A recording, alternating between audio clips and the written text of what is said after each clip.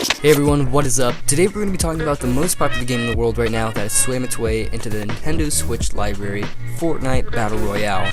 Everyone knows the game, a lot of people have been playing the game, and now we're going to be talking about the game, but we're a Nintendo channel, so today's topic is exclusively Fortnite Nintendo Switch Edition.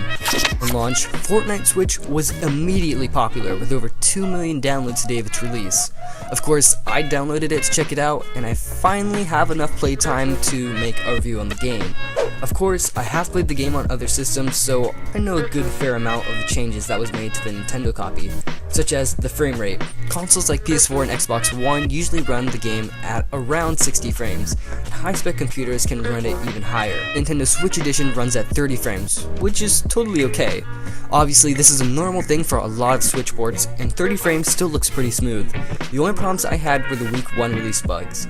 With time, Epic Games fixed a lot of these, such as the game freezing or frame skips and whatnot, and it's amazing what Epic Games has honed their skills into. I am genuinely surprised how well they got the game to work on the Switch compared to how the game ran on launch. Of course, there are hardware limitations, and there are some things that just can't be fixed. For one, just a design flaw in general with the Switch in handheld mode, which is the placement of the right joystick. At times, it's difficult to maneuver the right stick because of how you have to choke up on the console to move the joystick around. I myself don't have a big problem with this, but people with larger hands probably would.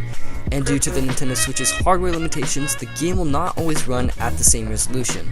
I don't notice it a lot docked, but it might be a bit worse in handheld since the screen is 720p.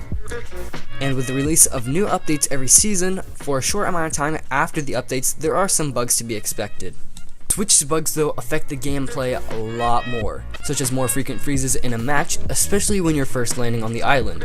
There's also another issue with the rendering. When landing, the game may incorrectly render objects, sometimes giving the object a render that is meant if you are much further away from the object, which can be a real issue since the amount of time you take after landing to gather loot is crucial, which can be especially hard when the area you landed in hasn't rendered any doors to enter the premises. I still continue to play Fortnite Switch Edition, and that's because I know these are only temporary glitches, which Epic Games is working hard to fix. I'm extremely okay with everything else. The graphics are still super awesome, and it's an amazing game to view in handheld mode. Not to mention the cross-platform compatibility, so you can play with not only PC players, but people who own the game on iPhone and Xbox too.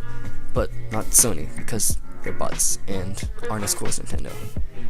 Nintendo sponsor me, please. Thank you everyone for watching today's video. We'll have a stream and a new video coming up Friday.